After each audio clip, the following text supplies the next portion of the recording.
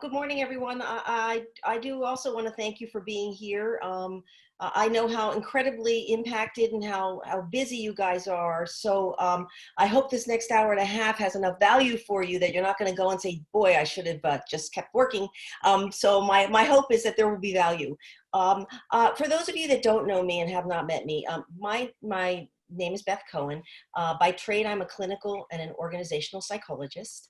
A lot of the work that I do actually is I travel nationally and I speak and meet thousands of health and human service professionals every year.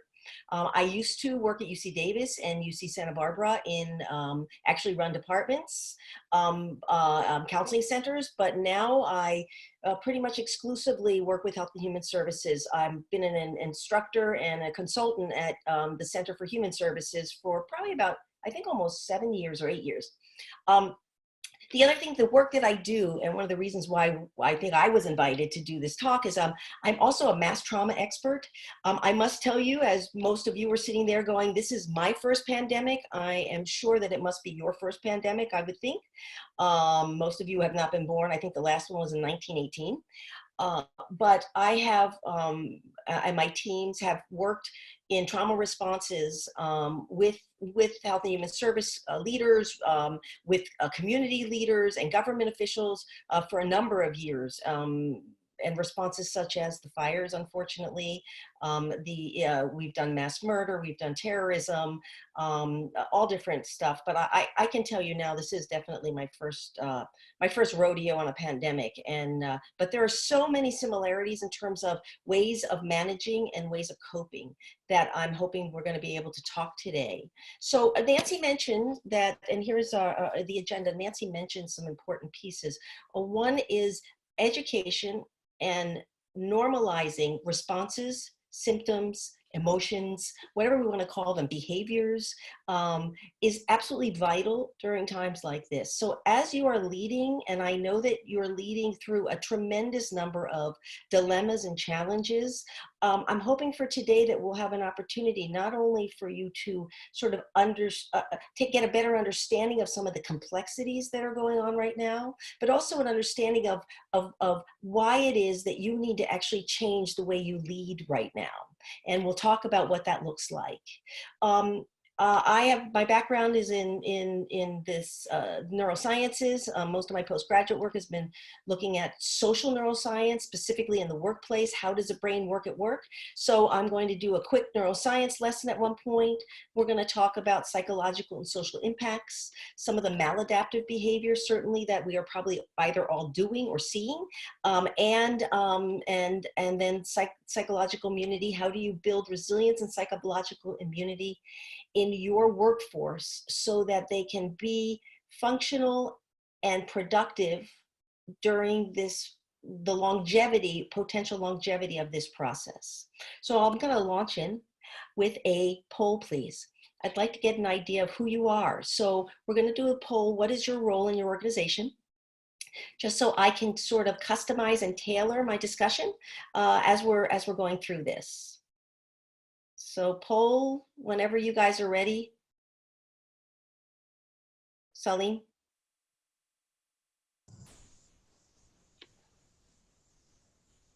Salim, oh, thank you. Okay, there we go. So what is your role in the organization? Supervisor, line staff, manager, deputy director?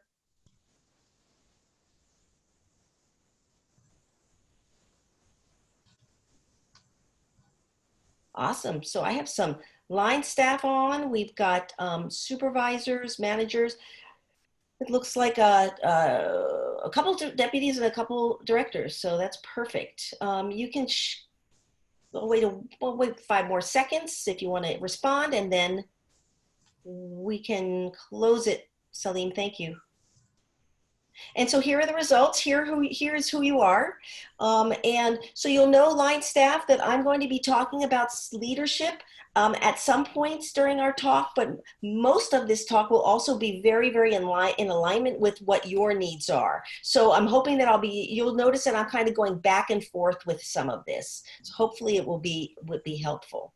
Okay, so can we first talk about, I'd like to first talk about the the complexity of this threat.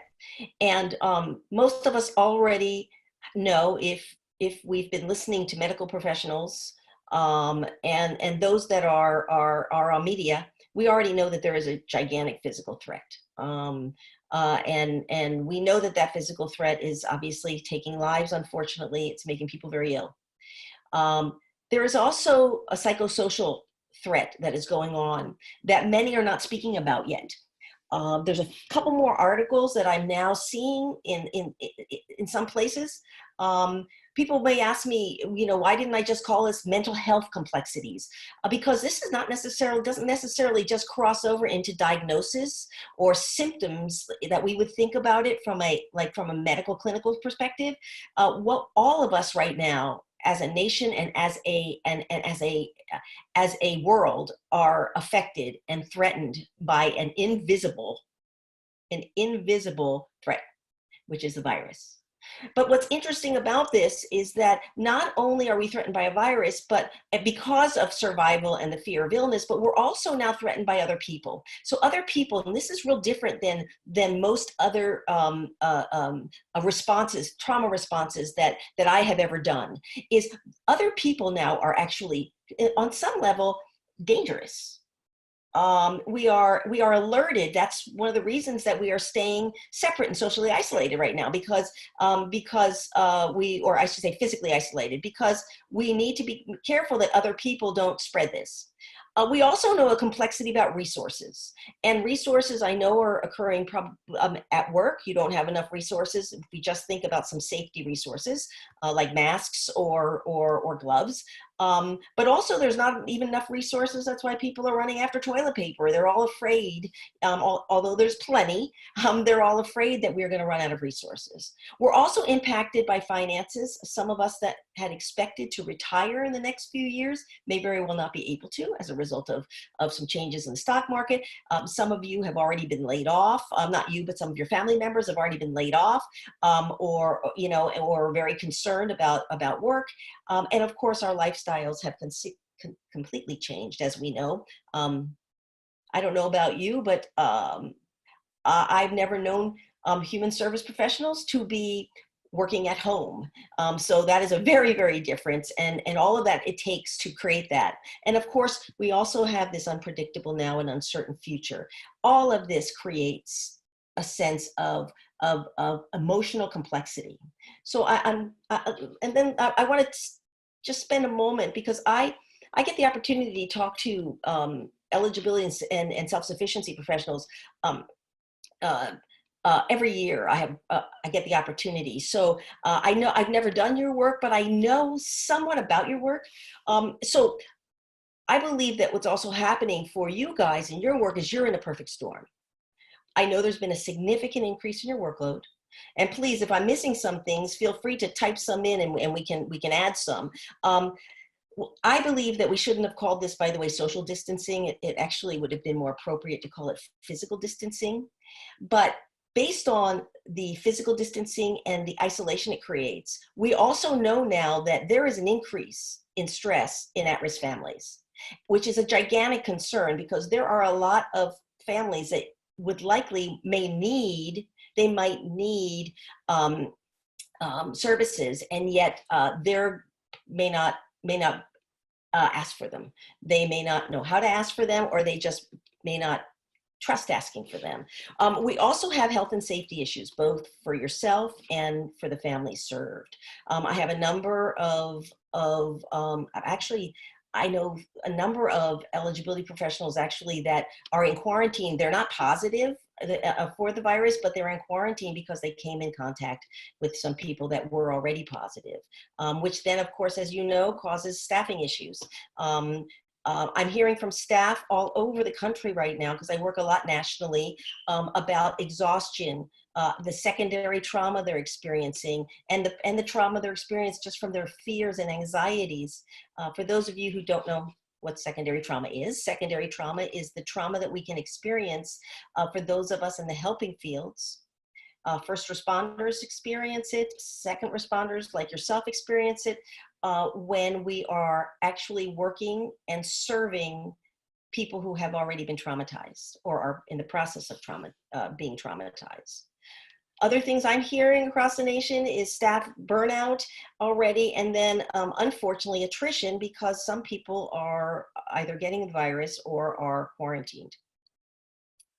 Other issues that are coming up that I'm hearing about, this rapidly changing communications and protocols increases stress. We're seeing an increase in focus, problems with focus and distraction, a big problem with it, and then which can also then end up, impacting your capability of doing your work accurately.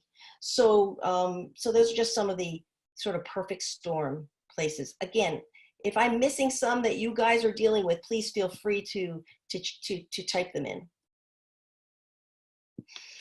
I want to talk about why it is that this time requires atypical leadership. In my business, we call this crisis mobilization. This is where, and this crisis mobilization specifically has a longer time period than most crises will have. So if we're looking at what is an atypical leadership, I want us to be able to talk about it. One piece is that what I'm already hearing, and certainly that you have the job as leaders and supervisors and managers to make sure that the tasks at hand are completed so that your services and your customers can get their needs met. So no one's going to argue in any way, obviously, that the tasks are important. But during times like this, people management is also very important. And what I mean by that is being able to manage some of the emotional, psychological stuff that's going on with your staff so that itself doesn't overwhelm the ability to do their tasks. So we'll have a chance to talk more about that. It's important to know that leaders are actually culture setters. You are culture setters. If you're managing people, you are setting the culture. So I don't mean to add to your plate, my leaders that are out there, but I will say to you that it's very important that you take good care of yourself so that you're able to model that for your staff. Very, very important. And then, of course, message it as well. A lot of the work that I do is, and even working in a national initiative out of Washington, D.C., is about being workforce trauma informed.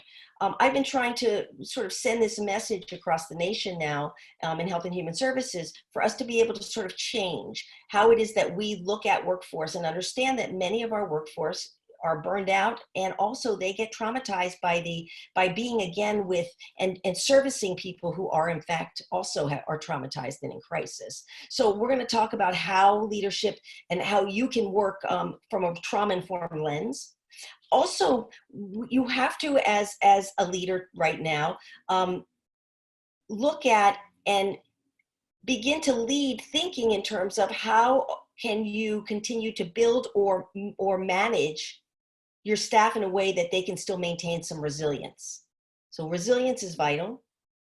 And part of my goal actually of doing these programs is that part of our goal is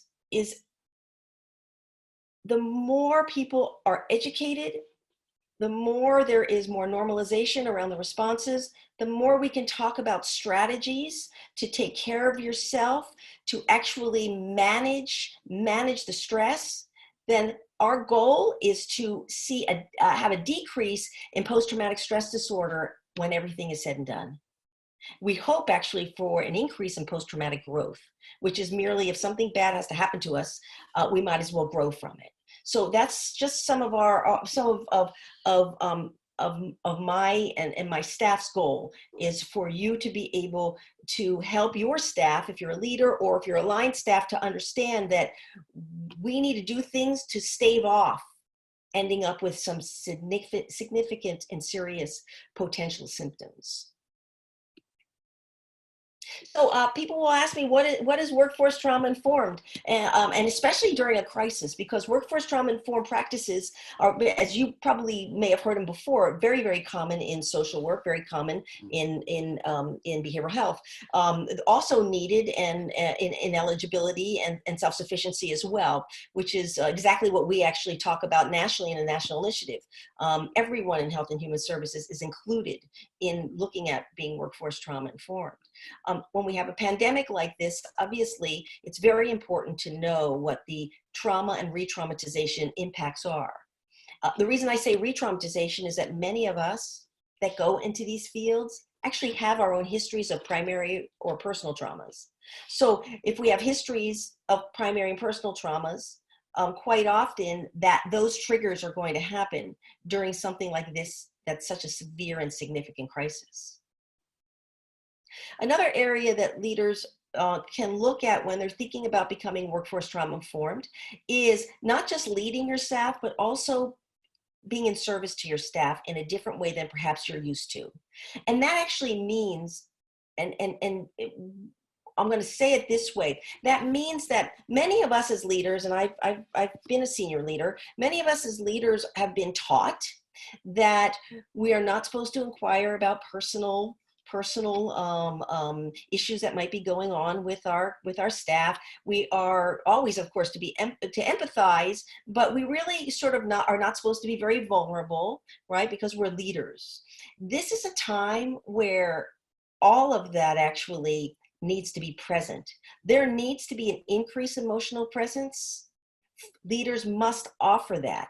So if they're needing to offer it, for many of you, it's going to feel incredibly uncomfortable because many of us were not trained. I was a senior leader in human resources at the UC California, Davis and Santa Barbara for many, many years. So I know exactly the messages we would give especially to our new supervisors. But in this case, emotional presence is absolutely imperative. Meaning not only are we going to show empathy, but it's important for you to be able to inquire how people are doing, how your staff are doing, how are they feeling about working at home, what are the challenges they might be dealing with. We also have to be more vulnerable because what will happen is that if you share a little more directly, and of course it has to be an appropriate share, not over the top, but an appropriate sharing of your challenges, you'll increase the chances of your staff feeling safe to share their challenges, while you're also still providing the direction you need. There's also something really interesting that I'm hearing already from all of the staff that I've had a chance to talk to Human Services in the last 3 weeks.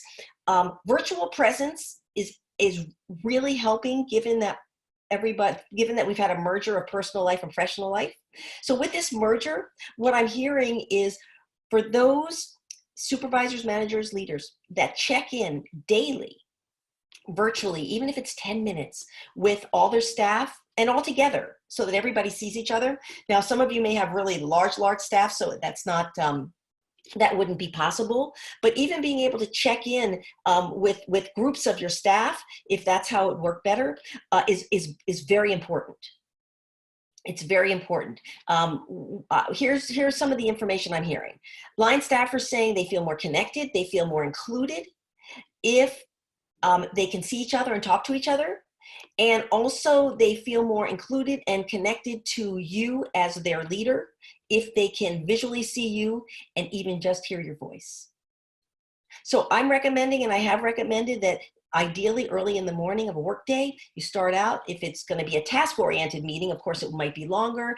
Perhaps you might even want emotionally oriented meetings. Would just be, guys, we're going to talk for a half hour or an hour about how we're all doing and what our struggles and challenges are. Let's see if we can address some. And that's what we would call debriefs. I said earlier, leaders set the cultures. So part of modeling is not only modeling your own authenticity during this time, but also modeling being adaptive. What we find in disasters, in crises, is that those that are the most adaptive actually retain the most resilience, and they actually deal with it better. They cope with all these changes better. So if you find, any of you out there find that you have sort of, or your family has told you, or your friends, you sort of have a controlling side, you will know that it could be more difficult if you have a sense that you need to control what's going on versus being able to adapt to what's going on and pivot and move and be flexible. We all know that we've had a merger of personal and professional life, which is absolutely unique, which I'll talk about a little bit later. And also, what's very important during this time, if you're going to be workforce trauma informed, is being able to address the mental and the physical well-being. Always letting your staff know that you're just keeping that in mind. It's not that you have to address everything that's going on, but just that you tell them that you know you're keeping it in mind. Also, please make sure that you have all updated resources and the supports, EAP, how someone can make an appointment with an EAP, Employees Assistance Program. If somebody needs to take time off, being able to have access to HR, et cetera, et cetera. Nancy, I'm going to stop here and just see if anybody has any questions or thoughts. So far, no questions are in the chat window, but we'd love to take a few. So you can either unmute yourself or type something in the chat window. Even if you have a reaction or a response.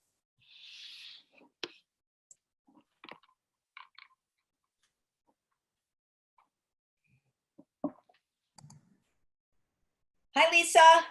Good morning. How are you? Good. Hey, I have a quick a comment/question. So the idea of checking in and actually seeing each other's faces, that's something that my team has really tried to practice. And recently, one of my supervisors experienced a little pushback, actually pretty significant pushback on that, not wanting to be using the camera. Mm-hmm. I feel a little awkward about it. But do you have any tips for us? Yeah, I'm actually glad you're asking that question. So you have to remember that we're so incredibly different, right? All of us are. Some of us are more on the extroverted scale, where connecting with people actually creates energy for us. Others are more on an introverted scale, or we're just having a bad hair day, and we don't want to connect. I believe you need to give people permission to still be on, but not necessarily have their cameras on. Thoughts about that, Lisa? Nope, I think that's fair. And this is all new to us, and so we're figuring it out. These are all, but they're incredibly important questions, because what we don't want to do is increase stressors at home. Remember also, some people may not be comfortable with what's going on behind them in their homes. And that I've seen. I have met more children, dogs, cats, some rabbits. I mean, everyone also has to be able to adapt to the fact that we have a merger now of home and office, and we're not wearing those professional masks like we usually are. So that's another important piece. Yes, thank you. You're welcome. Anybody else, Nancy? Beth, we also got a, oops, it just disappeared.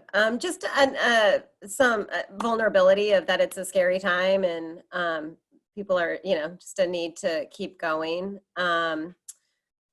Somebody else, Erica made a comment that it's been helpful for a supervisor to ask how she's feeling or doing on a regular basis throughout the day. So getting personal feels needed and comfortable right now.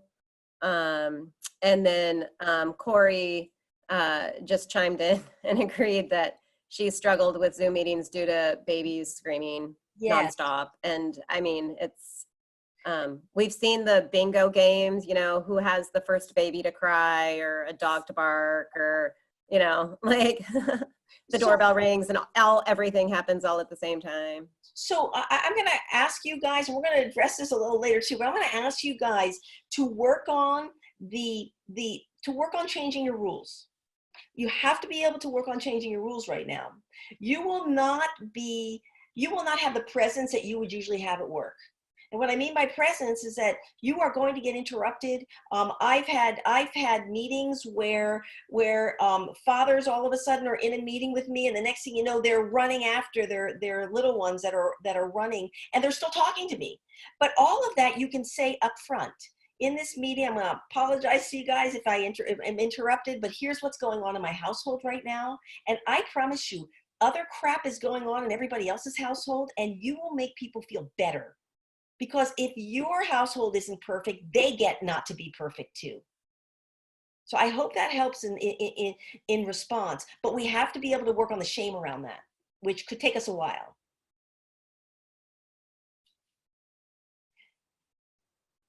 All right, Nancy, if it's okay, I'm gonna move a little forward here and then we'll stop again, guys. Thank you for your questions and your comments. So if we're talking about authentic and adaptive leadership for a moment, I want to talk about it from a perspective of task orientation as well as people orientation, right? So one thing that I am incredibly impressed by, but also actually concerned for all of you, is that you have been amazing at navigating the changes you need to do. It's been incredible, and you've done them quickly, but I also know you're paying a price for them.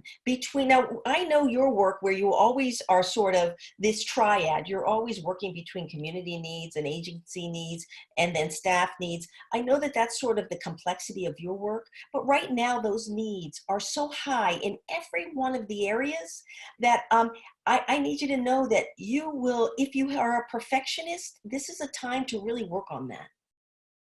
You will not do this perfectly. I don't even know what perfect is right now. I don't think any of you do either. In your homes, whether you're homeschooling children, which by the way, we decided yesterday is not the right term. You have children that are at home having to do school. You are not doing the traditional homeschooling. It's really an important difference. Which we can also mention later. But the needs are so greatly exceeding your capacities that this is a time to be incredibly kind, nurturing, and compassionate to yourselves and to those that are working with you. So another piece too is being able to help identify reality versus what is the desired state. I know the desired state for eligibility and self-sufficiency is usually getting those needs very quickly met for your customers who are coming in and are hungry or are needing money, and you are providing, the goal is to provide it as quickly as possible. I believe now we have a different reality than perhaps the desired state that you're used to working in. And if that's true for you guys, how can you engage in conversations about what are the realistic expectations given that resources are, needs are greatly exceeding resources right now. Now, if I go more to the people-oriented side, these are the two on the left. So the people-oriented side is for my leaders and my supervisors and managers. I said this a little earlier, the more you are willing to share your constructive self-reflections, what it is you're learning about yourself during this process, constructive disclosures, here are some of the challenges that we're dealing with, and constructive responses to those that are talking to you about their own challenges, which sometimes it's just listening and saying, I really understand, that sounds really difficult, and empathizing. It's not that you're going to be able to fix a lot of what's going on, but the acknowledgement and validation for many of us is exactly what we're looking for. So also don't forget to validate small wins. One of my concerns, and I said this earlier to you guys, one of my concerns, and I know that some of your work is very laden with data, it's very data driven. And some of my concerns is that I think you guys need to validate some of the small wins, because my fear is, because concentration and focus is so greatly impacted during these times, and I'll talk to you about why that is in a little bit, that you might need to validate small wins, because I'm not sure you're going to see as many big wins as you're used to. So I'm going to offer right now sort of the spectrum of psychological responses that certainly I'm seeing. Psychologists have been seeing. I've had managers and supervisors be able to tell me. Our line staffers talking about it. So take a look at here at some of and try to identify for yourself, where are some of the hot spots for you right now? So many of our what I call youths, our millennials, are still having that invulnerability myth. My son he's 25, and it's taken me a lot to be able to say to him, don't go out. You're working from home, don't go out. Or here's what you need to do if you do go out. Because it's really cracking open some of that invulnerability that we all felt, and I know I used to feel when I was younger. If you take a look here, many of us are grieving. Many of us were grieving, and we have grief and loss right now. That's part of the process. And part of the grief actually is we're grieving what was a month ago, and not even having certainty that we will ever go back to that lifestyle, these lifestyles. Some of us are grieving the losses of people we love as a result of them passing. Some are already grieving. My mother just recently passed away, so I'm already in my grief and loss process, and now experiencing so much of the losses that are going on, to the point where I can't even go to her home to be able to do what's necessary to take care of it. If guys see this word Schadenfreude is a German term, but it's a term that some of us are, some of us will actually have experience happiness for other people's pain and suffering. I don't think most of us are like that, but I certainly have met some people that actually are getting some delight out of it. Don't ask. Humor. We are looking to laugh as much as we can in my household. I invite you to watch funny videos, or some great ones, by the way, to just, put on comedies. But there's guilt and there's social isolation. I've talked to so many health and human service professionals over the last few weeks that are really, the longer they're going, the more isolated they're feeling. I've also talked to some county government officials who have been worried that some of the issues that are going on could lead to violence. Certainly we know hoarding, and I'll stop there because I'm gonna just tell you this piece, and then we're gonna do another poll. It's very important to know that people who have pre-existing conditions, whether it's trauma, anxiety, depression, grief, they could also be physical conditions, diseases that actually get triggered. They could be in remission and get triggered as a result of severe amounts of stress and uncertainty. That people who have pre-existing conditions are also at a bit of a higher risk than some others. So let me move to a poll for a moment. I'd like to know which reactions you have been experiencing. Now, this is a multiple choice poll, so you can answer as many or as few as you would like. But please just take a look and let's get a sense of. Beth, also while people are responding, there have been a couple of comments that you've made some great points about shame, and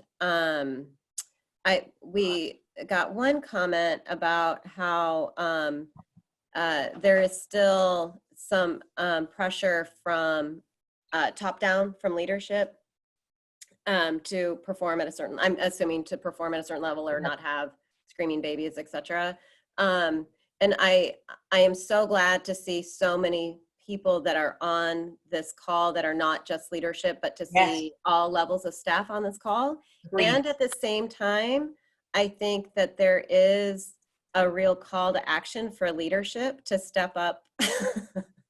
And so for this webinar, I would really just, the title is, leading through COVID. So this would be a great sort of nudge to your supervisor or your leadership to say, hey, I sat in on this, but it was really intended for leadership. Yeah, here, might want to check this out. So if you want to talk a little bit about other ways, strategies, or dealing with that, Beth, that'd be great. Absolutely. We're going to talk about shame from a number of different angles, actually. But also, I agree with your comment. With your comments, is that we need your leadership to hear this stuff. Right. Yes. But this is not, but out of fairness to your leadership, for those of you that are, this is not necessarily a automatic way of management. Right. In fact, sometimes, you and I both know, Nancy, we're told certain ways we're supposed to manage people just based in human resources stuff, right? And based in policy. And so this is an outlier. I agree with you.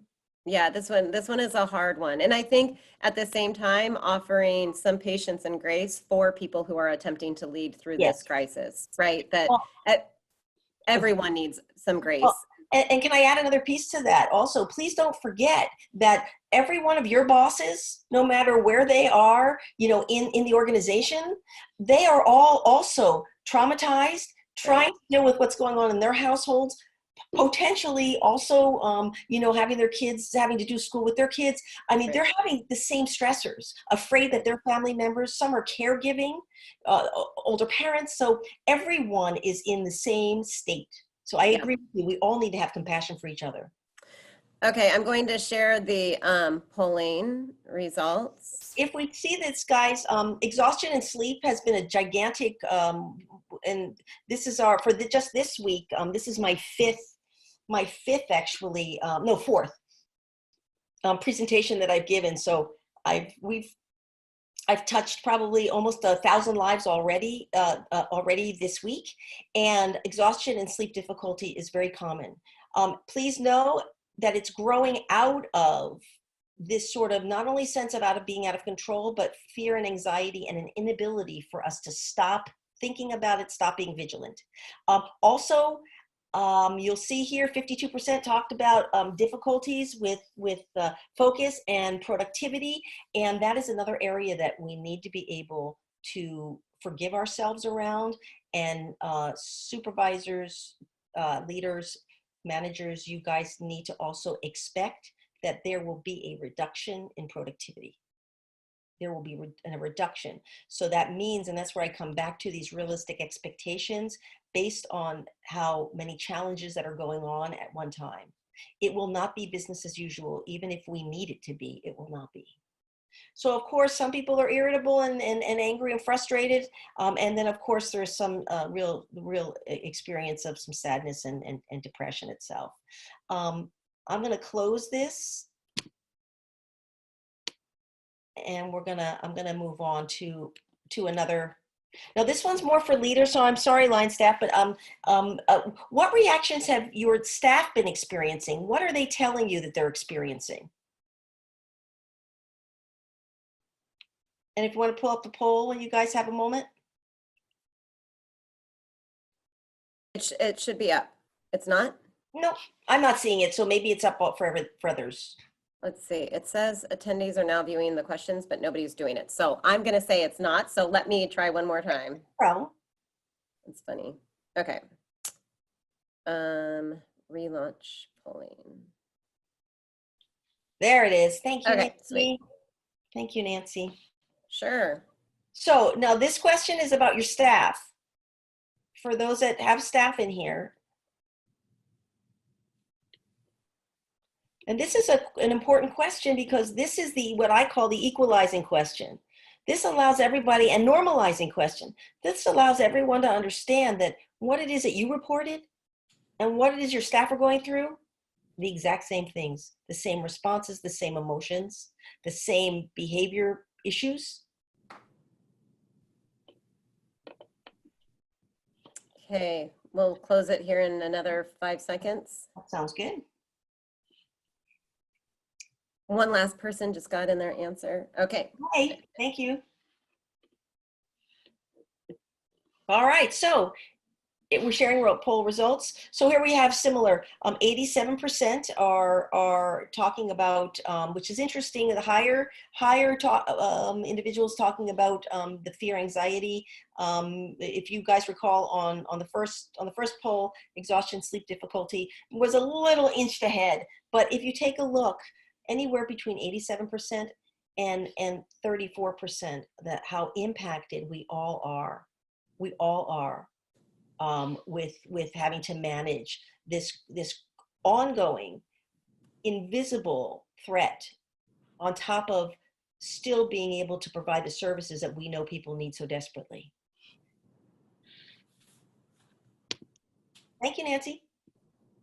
Yep.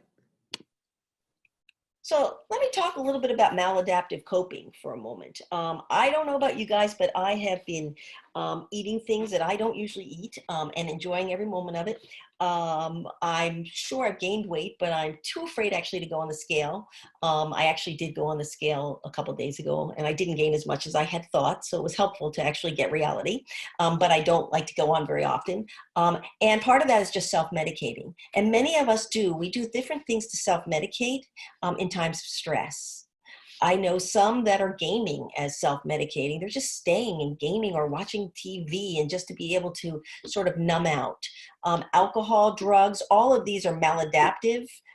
Some are maladaptive. If you're eating healthy food, probably it's adaptive. I'm not. And so certain things we're doing, if we do them too much, it also can be maladaptive. Another maladaptive coping mechanism, and I don't know how many of you guys are doing this, but I clocked myself early on, and I was checking news on my phone about 25 times a day.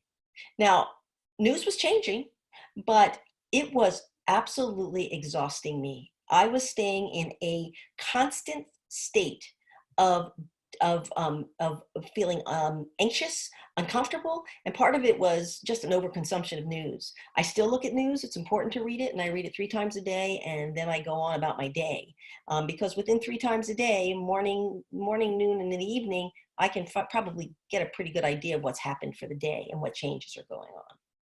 Also, some of us can become more controlling, and that's not an unusual behavior at all when we are out of control. Remember that we have all learned ways and responses, right? If I put my clinical psychologist hat on for a moment, we've all have these defenses that we use to be able to make it through our lives. And most of us have made it through our lives quite successfully. Some of us control more when we feel out of control. Now, at work, we call that micromanaging. And that is going to be a problem at this time. Now, that doesn't mean that some staff may need more direction, other staff may need less, but if you're noticing that you're feeling like you need to control even the work more or your staff more, you're going to find that absolutely exhausting and probably quite disappointing. Now, what's interesting to me about micromanaging is that most micromanagers don't know that they're micromanagers. They're the ones that really don't know that they're micromanaging. So something just to be aware of, or maybe you can ask people that you trust whether or not that's if they're noticing you're feeling like you need more control lately. You know, is my management style changing? Social isolation versus physical distance. I have a lot of health and human service professionals across the nation talking about how lonely they are, especially those that live alone, that or they have someone home, but it's you know, it's not a big family around them. They're experiencing great amounts of social isolation.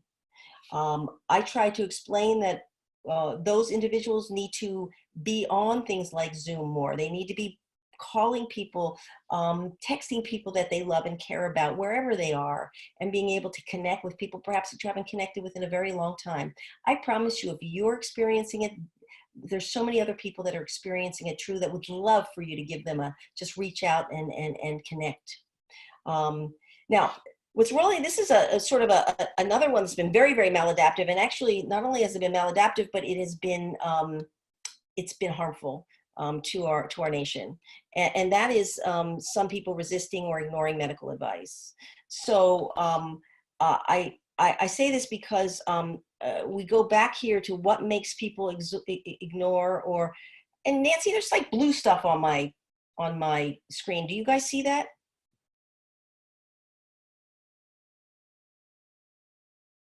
Oh, okay. Anyway, so I'll just keep going. So what creates the resistance or ignoring medical advice? We go back to here, shame again. We go back to some shame sometimes, and fear of exclusion. So, you know, it's if your social group really hasn't been following medical advice, it's going to be harder for me to follow medical advice if my social group wasn't. Also, that myth of invulnerability I talked about earlier.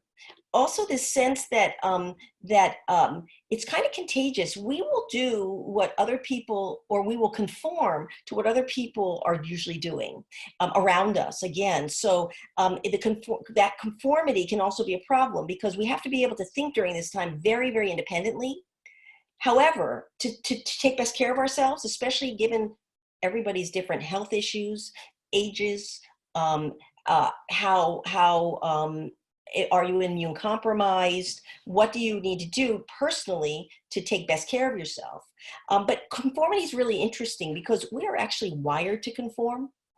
we are wired to conform. So that means that we have to stay that much more conscious and awake of making sure that we're not conforming in areas where we actually might be causing harm to ourselves and possibly to others. I want to play you a video in a moment.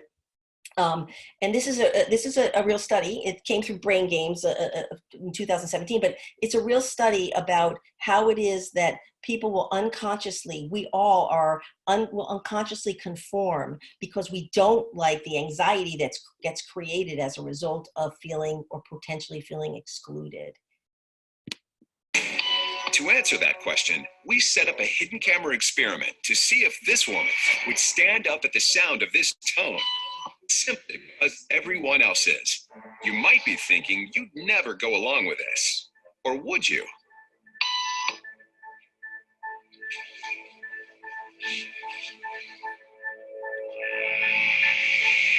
After just 3 beats, and without knowing why she's doing it, this woman is now conforming perfectly to the group. But what happens if we take the group away? Elaine, please. I don't know, something's going on my thing.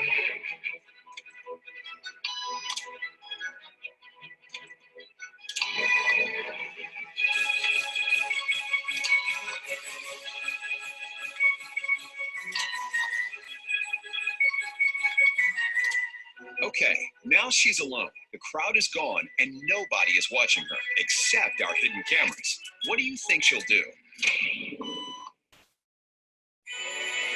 There she goes. She's now conforming to the rules of the group without them even being there. Now, watch what happens when we introduce another outsider who doesn't know the rules. Have a seat and look at us. Thanks so much.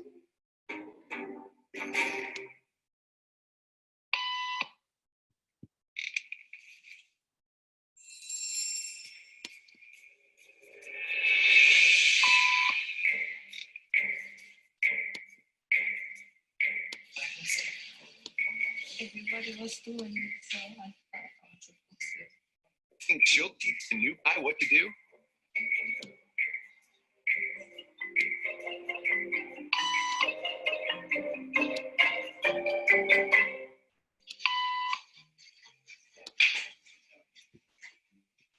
We kept the cameras rolling as more unsuspecting patients arrived.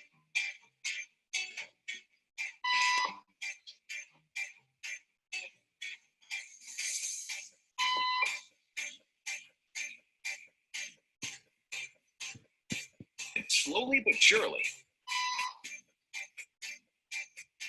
what began as a random rule for this woman has now become the social norm for everyone in this waiting room. Here to explain what's going on in their brains is Jonah Berger of the University of Pennsylvania. This sort of internalized form of herd behavior is part of what we call social learning. Starting at a very early age, when we see members of our group form a task, our brains literally reward us for following their footsteps. When I saw everybody stand up, I felt like I needed to join them. Otherwise, I'm like excluded. Once I decided to go with it, then I felt much more comfortable. Conformity is how we become socialized, but it can also cause us to develop bad habits or eat fast wrong. And it's why even this rebel, who wasn't standing for any of this nonsense, eventually joined the ranks. And the only thing more shocking than seeing how easily conformity affects the way you act is that similar forces are subconsciously shaping the way you think right now.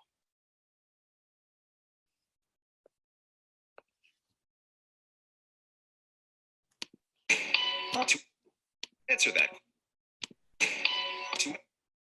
So some of you may find that you could see why it is that some of us are having difficulty making some of the changes. If you think about our households even, and how different our households are right now, right? Even roles, and how some of you may have kind of shifted roles in how you might be, you know, those that may not usually cook or cooking, those usually somebody who might not be as involved. Right now, my daughter, my 19-year-old, is doing so much more in the household than she's ever done. She can't wait to go back to school, but she is, because she's home.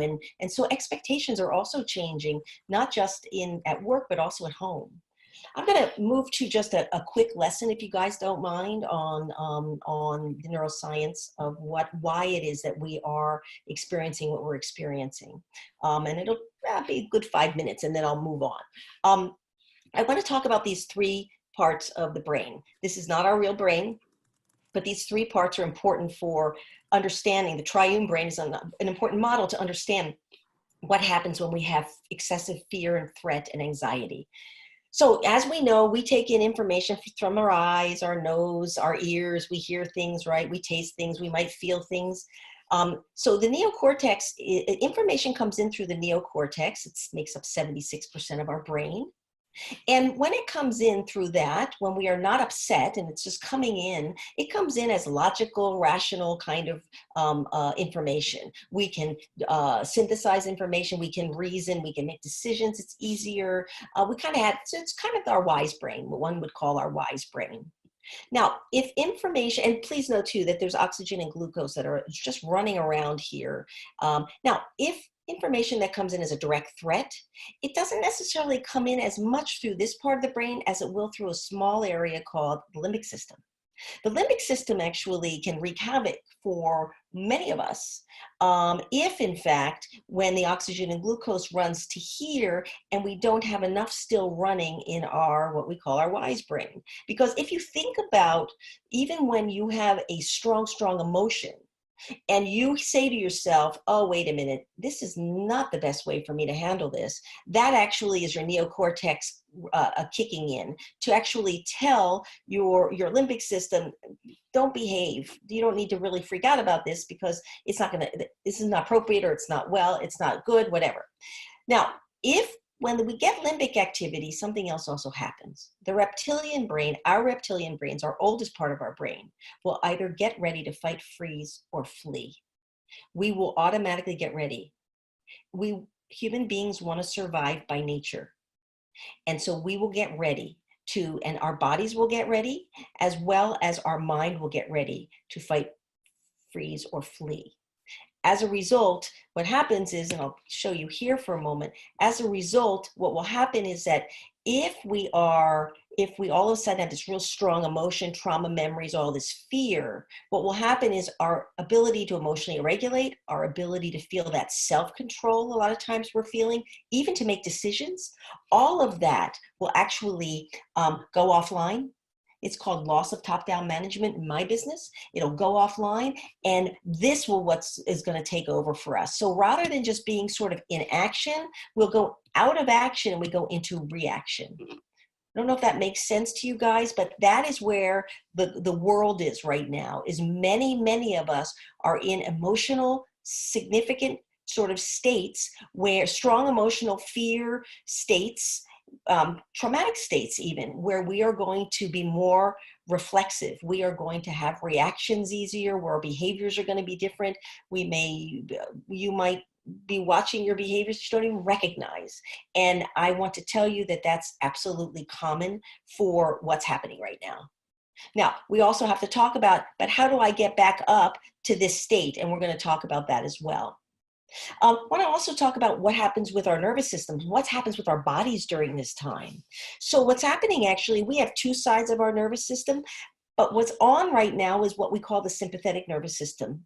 That sympathetic nervous system is our survival part of our nervous system. If there is a real threat, we'll do whatever it takes. Human beings will do whatever it takes to survive. So and what will happen then is we will get into what we call a vigilant state, or we will have sympathetic nervous system vigilance, meaning that our bodies are so revved up.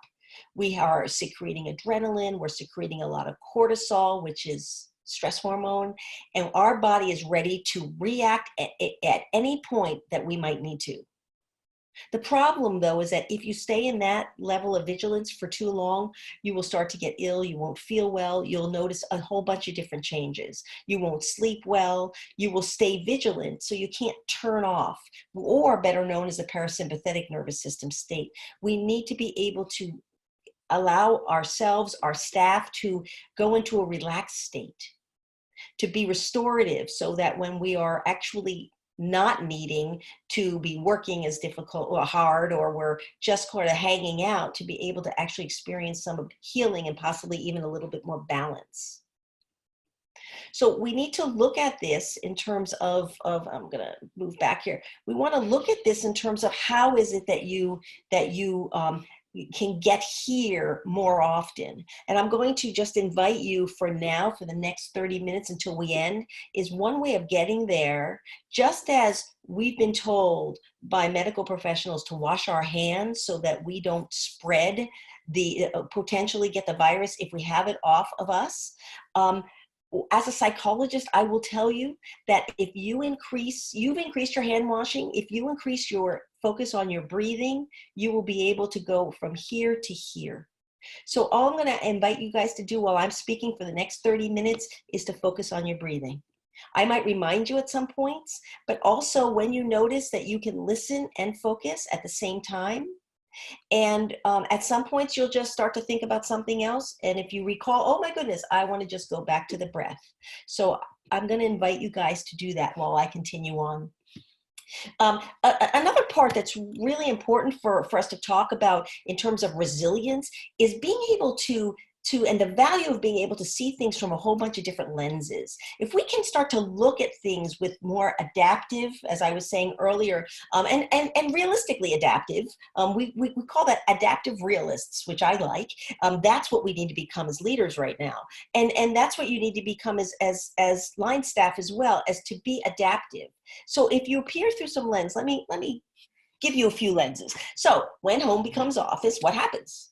When home becomes office, I said earlier, our masks come off. We can't appear as professional as we want to. We may not be able to appear as together as we want to. I don't know about you guys, if you're all working at home, but I have a nice sweater on every day, and I have my sweatpants on. I have 2 pairs of favorite sweatpants that I'm wearing, and they're my favorites, and that's what I wear underneath because you can't see that. And that's what's happening. Now, some stuff people can see. I ought to put a question, the next polling question, Nancy, ought to be, how many of you are wearing sweatpants?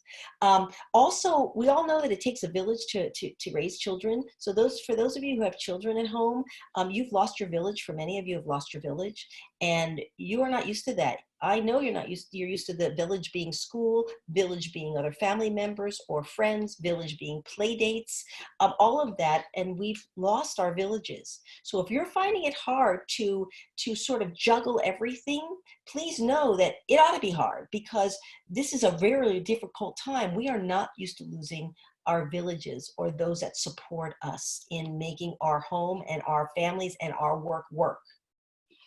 We also want to look at staying flexible, creative, having a tremendous amount of self-compassion, coming from the lens of self-compassion, making sure that coming from a lens of being able to connect with your teammates, because they also are feeling the exact same thing. And they may be also feeling out of control and uncomfortable and would love to talk with you for a few minutes. Also, to be able to accommodate for the variations of your workday. Whether it means that you're working in the evening sometime because you have to, if you guys are, if you can't do a full 8 hours, have you had to make your day shorter? All of those things you need to consider is, how can I accommodate? How can you even accommodate if there's children in the home, or if you're caregiving, elderly family, how can you accommodate that so that you can also focus and be productive, somewhat productive? Here's another lens. Let me go through an anthropology lens for a moment. Okay, now this woman, we know, maybe some of you are like this woman. She is purchasing groceries for elderly neighbors. Now, that is that altruism, that some people experience. Many of us in these industries, we like to be in service to others. She's purchasing groceries for elderlies, which is wonderful, and she's volunteering and she's giving. But we have another lens that we can look at, because does anybody remember this guy who took every bit of any of the supplies that we needed and he purchased them, as many as possible. And then what he did is he hiked up the price and wanted to resell them for great amounts of profit. For example, I saw Clorox wipes. At one point, Clorox wipes were $90. They were asking $90 for an $8 Clorox wipes. So, and by the way, he ended up apologizing. He got so many death threats that he ended up apologizing and stopped. I don't know if he also realized that it wasn't appropriate to do during a time, but he certainly apologized and stopped. Another lens. Toilet paper has to be a lens we have to talk about. I hope you guys don't mind. It's an odd topic. I've never talked about this topic before in any presentation I've given, but I think we need to. So I did some research on theories. One theory was that people were hoarding toilet paper because there is an underlying unconscious contamination fear that people have. We know there's a virus coming in, and there's some sense that even we use toilet paper to not to experience contamination. There's also was an underlying, some other theories were underlying social concerns and shame around bathroom habits. So I thought that was interesting. Obviously, the need to feel in control, or at least to perceive that you're in control. Why people chose toilet paper, I have no idea. But I can tell you maybe some of the whys it became so important for other people to get toilet paper. And that is because it became a competition. There was great amounts of uncertainty suddenly that there won't be enough for us. And it also ignited unfairness, which really, quite honestly, angered a lot of people. Really angered a lot of people, that level of unfairness. So because people were just kind of taking as much as they could until the store started to control it. I will forever wonder about toilet paper and why that became an issue. I can understand hand sanitizers and soaps, but not toilet paper. But I'll tell you, quite honestly, I want to play you a video for a moment, because when we start to look at the sense of unfairness, even what we find is that not only are we wired to not like unfairness and to scan for it, so are animals wired for it. So I wanted to show you Franz de Waal is one of my favorite researchers. I actually asked him if he wouldn't mind me using this video of some research that he did. And imagine how we are as humans, and just watch how a capuchin monkey reacts to experiencing unfairness. Oh. There we go. So a final experiment that I want to mention to you is our fairness study. And so this became a very famous study, and there's now many more, because after we did this about 10 years ago, it became very well known. And we did that originally with capuchin monkeys, and I'm going to show you the first experiment that we did. It has now been done with dogs and with birds and with chimpanzees, but with Sarah Brosnan we started out with capuchin monkeys. So what we did is we put two capuchin monkeys side by side. Again, these animals, they live in a group. They know each other. We take them out of the group, put them in a test chamber. And there's a very simple task that they need to do.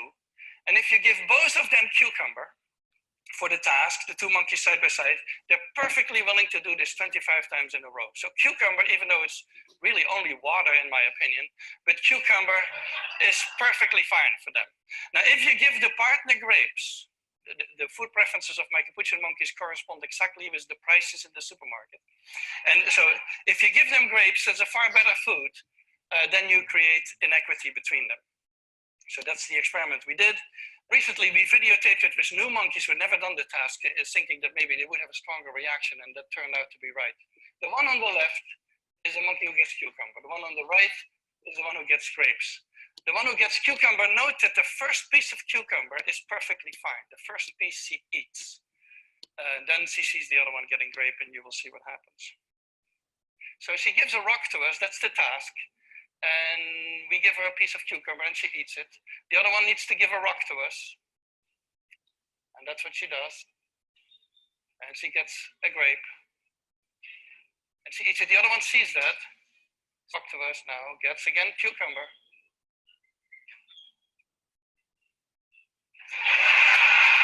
There you go.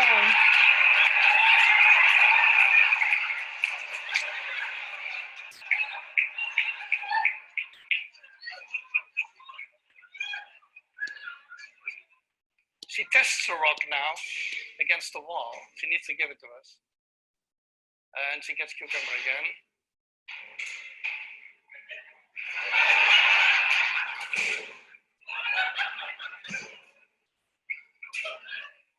So this is basically the Wall Street protest that you see here. So what's very interesting about this research study, to be very honest with you, and many people in human services will ask me, well, did the capuchin monkey ever get the grape that she wanted? And not only did the capuchin monkey get the grape that she was hoping for and desired, but the other monkey actually provided her and shared the grapes at the end of that process, which is really fascinating if you think about it, because if in fact we are wired on some level to actually give to others and share, the times we won't will usually be those times when we are in the most significant threat. When we are in the most significant threat, we will be potentially less sharing. So as we wrap up this time, I want us to talk some about leadership communications. Just as a sort of a review again, empathizing, being able to be vulnerable, talk to your staff about not only their concerns, but the reality of the concerns, of the reality of not only the tasks, but as well as all of the challenges that are going on with how it is we're working and the personal people challenges. Normalizing the responses is very, very important. Remember, the goal is to be able to maintain some level of resilience during this long-standing period of time, so that when we are all going out again, we are still feeling intact emotionally and still feeling like we have now the flexibility and the adaptability to go back. My best guess is none of us are going to go back to the exact same lifestyles in maybe potentially a good way. We actually call that post-traumatic growth. We make changes based. Organizations can make changes. They can have their post-traumatic growth, and so can individuals and families. Reinforce official guidelines on health protections, please.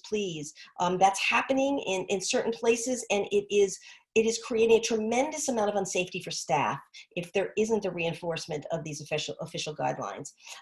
Assessing psychosocial health concerns, as we talked earlier, please, this is a time where if you are noticing that someone is having some emotional issues, psychological issues, this is a time to offer them to go to counseling, to offer them the EAP resources.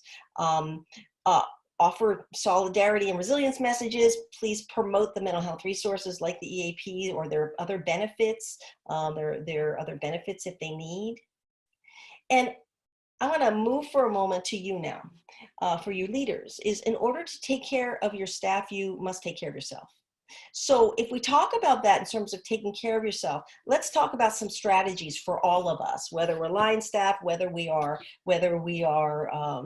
supervising, managing, or leading.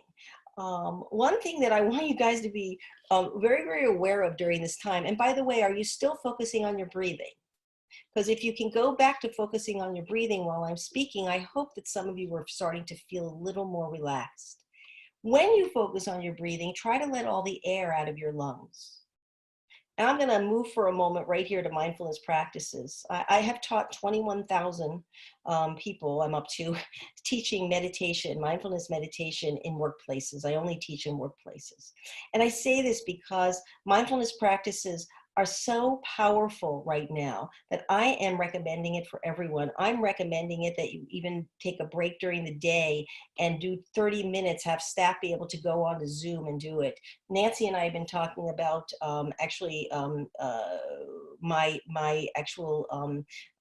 doing some videos on mindfulness that we can even send out to you guys. So we've been discussing how to create that.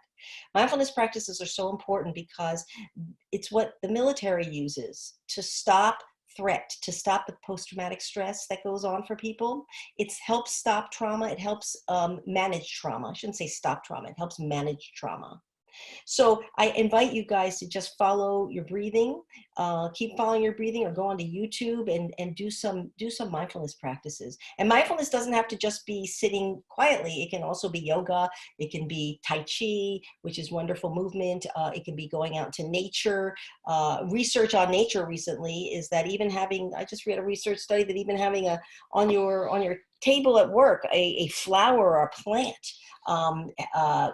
actually helps people go into their, where we talked earlier, into their parasympathetic nervous system state, into that relaxed state. Very, very healthy. Of course, I know everybody needs to exercise. We also want to keep assessing our own emotional states and ask for help if we need. And for some of us, that's not real easy to do. I'm a big believer in distractions. Find distractions. We have one whole area upstairs now in our house where we have been painting rocks, and now we're going through all the plants we have. We're painting all the planter, everything that's sitting in the plants. So, I mean the planter holders. That's something we would never usually do, but we're actually enjoying it. Remember to do virtual social events and connections. What I mean by that is that I've talked to people who have done virtual coffees and teas. I've talked to people who have done virtual happy hours.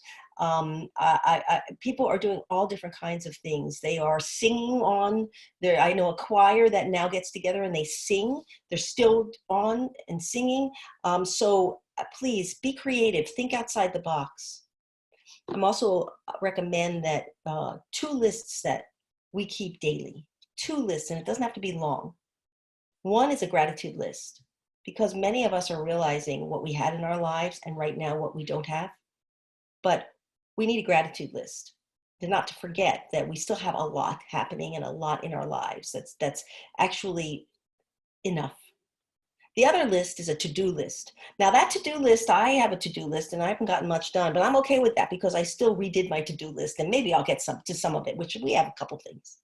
And then of course, an acceptance of what we can and what we can't control.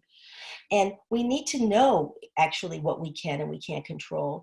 And there needs to be some level of being able to acknowledge that during this period of time, that is a state that we're going to need to tolerate. We don't have to like it. We don't even have to accept it, but we need to reconcile that we're going to have to tolerate it, because if we don't tolerate it, we're going to have larger social and larger emotional impacts. I told you earlier, it's all about the breath, so I hope you guys are still practicing breathing. And let me show you in terms of, we are out of control in a lot of areas. I tried to come up with some of them that were sort of just some that I could think of. But we are also in control in a lot of areas. Like we're in control at trying and working on understanding that we need to be relaxed at different points of time during the day. And we need to work on that. We need to make sure that we are still socially connected. As human beings, we are wired to be social. Doesn't mean we have to be on with 40 people, you know, it just means that we need to make sure that we are connecting with people that we care about, like, and want to know how they're doing, or want you to know how them to know how you're doing. It's important to be able to ask for help. We have control over how we spend some of our time at home, at least. We have control over how we problem solve some of these issues that are coming up. We have control over our own self-care, even though most of us in these industries are not very good with self-care. We are wired to be, from a neuroscience perspective, we are much more wired to be in service to others than we are to be in service to ourselves. So that takes some work for us. We're in control of the protective practices, how much you're not only going to leave your home, but how are you going to take care of what's even coming in your home, what you need protectively. We're in charge, believe it or not, and we have control over our attitudes, although sometimes that feels impossible to me, about the amounts news that we consume, as well as some of our thoughts, feelings, and behaviors. And we are also in control, except that some of us have to work really harder at being more adaptive. So I'm going to tell you today that all of you on here are pioneers. Our leaders are pioneers because they are absolutely navigating uncharted territory in terms of how do you lead during this time. The destination is difficult. The course map changed. The compass does not have a due north right now. We're used to having a north that we're following. Timelines are off. Our roles are different. And for my leaders, you are pioneers. But for my line staff, you are pioneers too, because you have to figure out how you can still be productive, create the needs that we now have for those that are coming in for services that are in crisis. Some of those we know you would have probably not even met maybe 2-3 months ago. There will be a whole different demographic that will need services.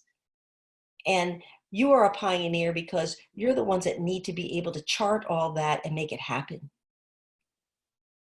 So I want to thank you for your service. And also leave you with this thought. I know that we will get through this. We will be inspired and motivated, but I also know that we're going to get through this, and I'm hoping we do that in remembrance of all those that we lost to COVID-19, because that is very difficult for all of us to know that people are dying as a result of this virus. I want to provide you with some great apps and resources for a moment before we open up for some questions. This is called the Provider Resilience app. Actually, the military created this, but this is also relevant to you. First of all, up here, I love this app. It's free. You can download it. And this app tells you how many days it's been since you took a vacation. But it also has some great videos. It has some fantastic questionnaires that will actually allow you to graph where you are. On burnout, on secondary trauma, on job satisfaction. I just invite you all to download that. Here's another what's called the Healthy Minds app. This is actually probably one of the best, and it's free, so I like that. I like that as well. The Center for Healthy Minds has done neuroscience research. Richard Davidson at the U of Wisconsin in Madison for many years, and he finally put out an app based on that research on how to meditate and how to do mindfulness practices. And it is fantastic. And it teaches in such a nice and quite simplified way. Here are some other well-being apps that might be helpful. This PTSD coach is fantastic. It's the Veterans Administration put that out. Here are some other meditation apps, some activity apps, some sleep apps that are really helpful for you. And then right here at the end are some disaster resource apps, as well as please know that there's not only a disaster distress helpline, but there's also a Talk With Us helpline for people who want to talk to a crisis counselor and need to get someone right away. So I'm going to stop here, Nancy, and we can open it up for questions if anyone has any questions. If those of you who are going off before that, I want to thank you for participating and for spending time with me this morning. I know that probably means that you have to go back and you have more workload than you otherwise would probably want to. But I thank you so much, and I hope that there was value.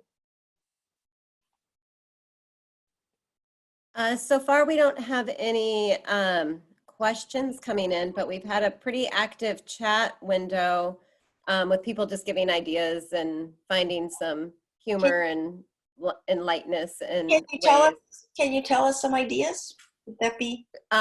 Well, ideas like having our very own Amy suggested having some big, large Zoom craft sessions. And oh, yes, Amy, I'll join.